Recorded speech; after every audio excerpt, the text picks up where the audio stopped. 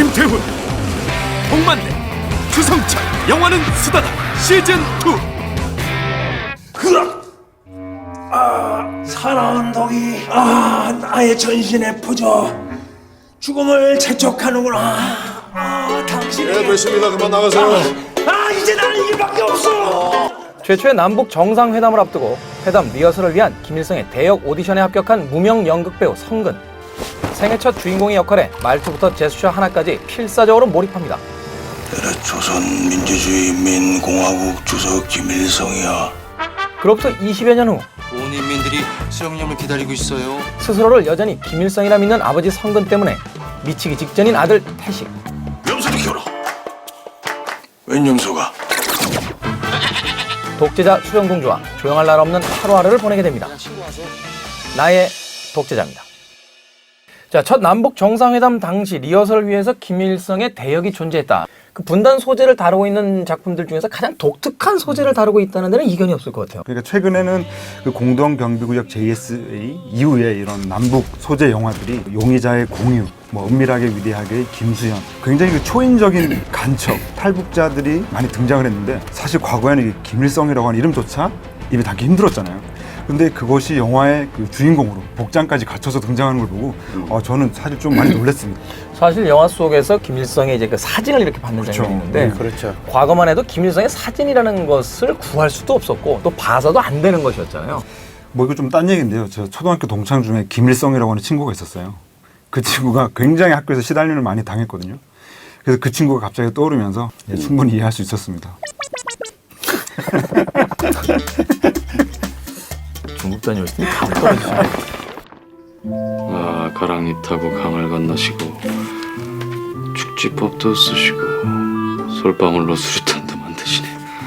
망토만 두르면 되겠네. 불났네.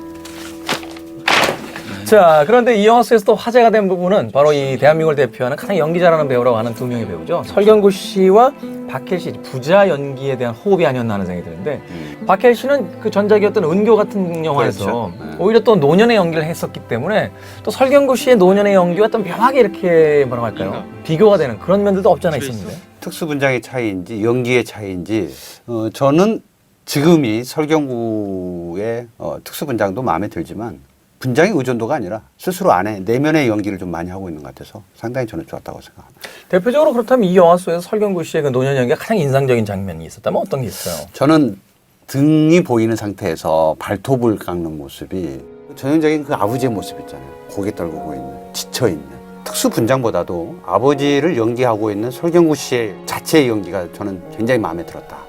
사실 저는 설경구 씨가 연기에 몰입하다 결국은 이제 현실과 연기 사이의 어떤 경계선을 완전히 무너뜨려 버리는 그런 장면 있죠. 영화적으로 본다면 막 꽃이 날리고 아버지는 마루에서 네네. 그 바깥쪽을 쳐다보다가 고개를 돌리면서 이야기하는 장면.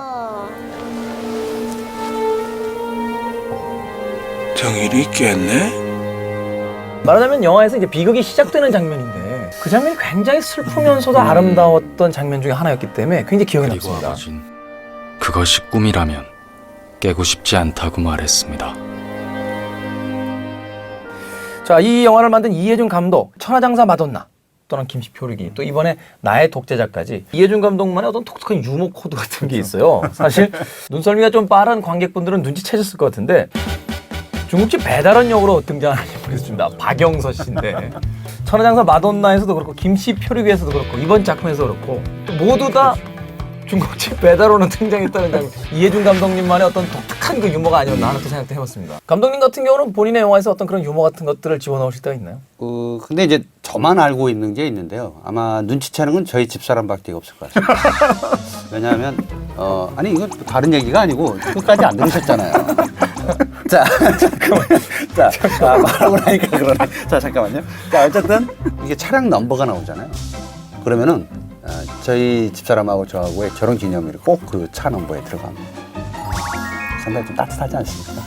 그거는 저 술 먹고 맨날 늦게 들어가고 집에 안 들어가고 하는 거 그런 거 하나로 퉁치시는 거 아닙니까? 여보야 사랑해.